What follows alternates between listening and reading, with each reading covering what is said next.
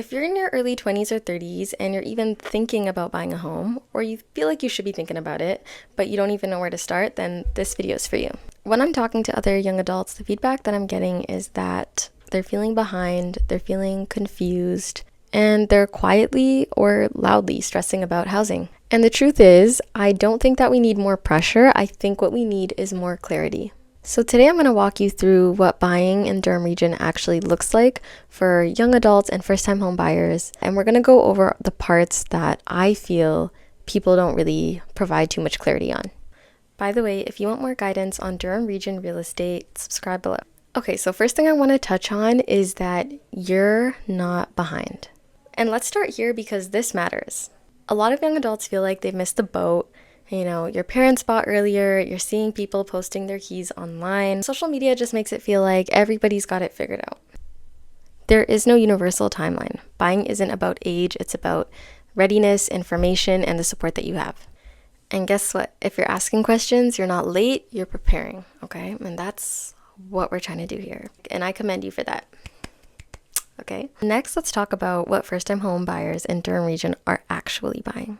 In Durham Region, first-time homebuyers are often purchasing condos, condo townhomes, detached townhomes, and they are still buying detached homes, but usually in more developing pockets, and sometimes, smaller homes, fixer-uppers, depending on your budget, of course. But just to give you an idea. And depending on where you are in Durham, whether it's, Ajax, Pickering, Whitby, Oshawa, Clarington, there's going to be different price points depending on lifestyle, commute, and your budget, of course. Next, let's talk about money, but not in a panicky way, okay? We're not going to panic about it. First of all, you don't need 20% down to buy your first home. There's so many first-time buyers that use insured mortgages. There are also incentives and programs that can help. What matters more than the number is how much are you comfortable with paying monthly, how closing costs work, and how to avoid stretching yourself just so that you can say you bought.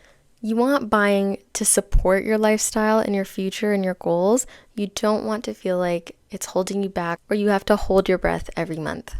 Next is location, commute, and lifestyle. One thing I would strongly suggest is buy for the life that you're living now, not for the life that you think you should have. Commute time, access to transit, walkability, gyms, cafes, these things are all going to matter. And in Durham, there are neighborhoods that are great for first-time buyers who want a little bit of balance, not just space.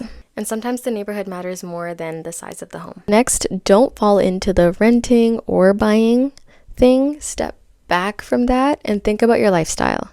Renting can make sense if your lifestyle is changing quickly, and buying can make sense if you're ready to stay put for a few years and you want stability, especially in this market. The mistake that I see a lot of people making is that they turn this into more of a moral decision instead of a financial and lifestyle decision. There's no right choice, it's just what's right for you at this moment, because there's pros and cons to both.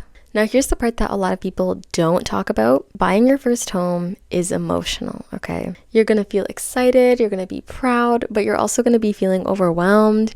You're going to see the money that you owe on your mortgage, might be a little bit scary. Sometimes you're going to feel all of those things all at once, and that's normal.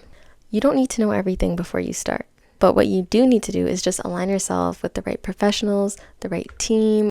One thing I would suggest too is if you're completely starting out and you don't even know where to start, speak to a mortgage broker or go into the bank and speak to a mortgage agent there and just find out where you're at right now. It doesn't hurt to get an idea. Start with conversations, run numbers, talk timelines. A real estate agent can also help you with that. And then adjust your expectations based on that. And that way you can hopefully come up with a plan as well. I actually have some buyers that I've worked with and they're not ready to buy their first home for the next maybe year or two.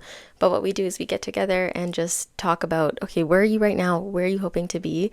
And what do you need to do to get there? And then of course, I'll connect them to the right professionals so that we can all work together as a team and help them toward their goal. Anyway, not a long video, but I really hope that this helped you just feel a little bit more calm, reassured, and just gave you a little bit of clarity on how you can ease those emotions and take a step forward. You're welcome to contact me through the links below if you want to discuss what makes sense for you.